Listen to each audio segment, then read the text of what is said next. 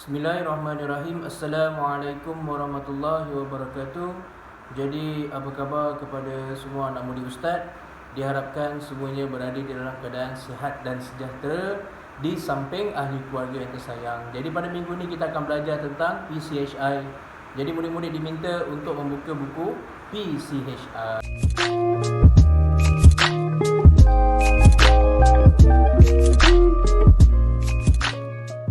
Murid-murid diminta untuk membuka muka surat 28. Muka surat 28. Okey, jadi hari ini kita akan belajar tentang D19. Okey, tengok muka surat 28, D19 tentang menghargai masa. Menghargai masa. Okey, setiap hari kehidupan kita diberi berapa lama? Satu hari ada berapa jam? Satu hari ada berapa minit? Satu hari ada berapa saat? Jadi kita mesti mengira waktu-waktu tersebut. Okey.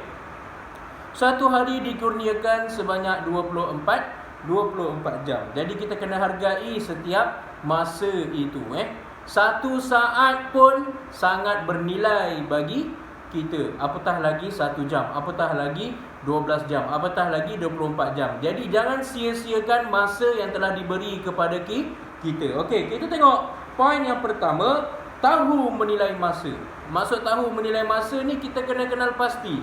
Masa ni kita nak kena buat apa. Sebagai contoh, waktu PDPR, pagi kena buat apa, pukul 8 mesti kena hafazan. Jadi kena buat betul-betul pada waktu tersebut. Okey. Jadi kita punya masa ni kalau macam PDPR pukul 8 adalah hafazan. Lepas tu sambung belajar sampai pukul 12 suku. Jadi murid-murid kena tahu nilai masa tersebut. Kena pastikan buat apa yang diarahkan kepada murid-murid. Okey, yang kedua, menepati masa dan menghargai masa. Okey, sebagai contoh kalau kita dah berjanji dengan kawan kita nak jumpa pukul 2 petang. Jadi kita kena pasti menepati masa.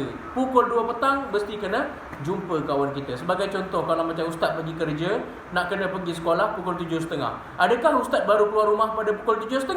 Tidak.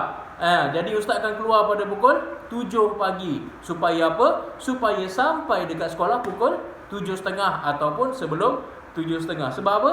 Sebab masa itu sangat penting. Pepatah Arab ada mengatakan al-waqtu qas-sayfi in lam taqtahu qata'aka. Apa maksudnya?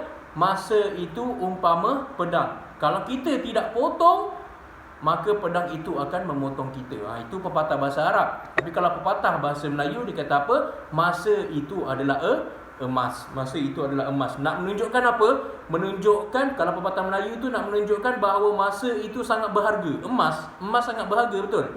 Kalau orang Arab punya pepatah, waktu itu ibarat pedang. Kalau kita tidak potong, jadi pedang itu akan potong kita. Nak menunjukkan bahawa masa itu sangat berharga dan masa itu sangat penting untuk kita jaga. Okey, kita tengok yang kedua, berdikari.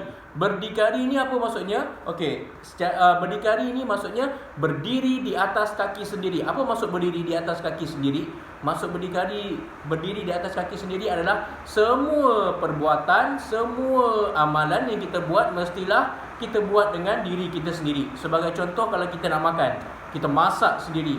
Itu adalah berdikari. Sebagai contoh, kalau kita nak beli pakaian. Okey, jadi macam mana? Kita pergi kedai ataupun pergi bank dulu, keluarkan duit, lepas tu kita pergi kedai beli. Itu maksudnya kita usaha sendiri, berdikari. Sebagai contoh lagi, kalau kita nak berjaya dalam kehidupan, kalau nak peperiksaan dapat nombor 1, macam mana caranya? Belajar sendiri. Semua kita lakukan dengan sendiri tanpa meminta bantuan orang lain. Okey, usaha sendiri. Tengok, itulah nak masukkan tentang berdikari. Usaha sendiri tanpa memerlukan bantuan orang lain. Tetapi kita perlukan bantuan siapa? Di samping kita berdikari, kita usaha sendiri, kita perlu meminta bantuan kepada Allah. Kita perlu meminta bantuan kepada Allah. Sebab tu kita selalu berdoa. Apa dia doa dia? Supaya dipermudahkan urusan. Allahumma sahilni. Maksudnya apa kat situ? Ya Allah, permudahkan segala urusan aku. Maksudnya macam gitulah.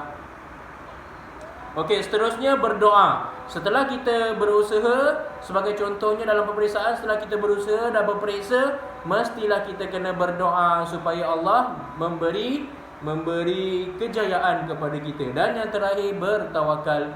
Berdoa satu hal, lepas tu kita kena bertawakal juga. Bertawakal macam mana? Kita berserah bulat-bulat kepada Allah. Sama ada kita, contoh dalam peperiksaan, sama ada kita dah dapat A ke, nak dapat B ke, C ke, D ke, semua kita bertawakal kepada Allah. Kita berserah sahaja kepada Allah semua sekali. Jadi tak kisahlah, kalau Allah nak bagi A, alhamdulillah. Kalau Allah nak bagi B pun, alhamdulillah. Kalau Allah nak bagi C pun, alhamdulillah. Yang penting kita dah usaha sendiri. Sebab apa? Allah akan tengok usaha kita. Allah akan tengok usaha kita. Bukan Allah nak tengok kejayaan kita, Allah nak tengok usaha kita, sejauh mana kita berusaha untuk mendapat kejayaan yang cemerlang. Jadi itu saja yang kita belajar pada hari ini. Diminta murid-murid fokus, tengok video ustaz. Tak susah pun belajar PDPR. Tengok video ustaz, buat kuis, hafaz, settle masalah, senang. Tak susah. Bukan nak kena pergi sekolah, nak kena bawa beg berat-berat. Sekarang PDPR sangat mudah. Just enjoy saja PDPR. Okey, jangan lupa jaga solat, jaga makan, jaga kesihatan. Kita akan berjumpa lagi insya-Allah. Assalamualaikum warahmatullahi wabarakatuh.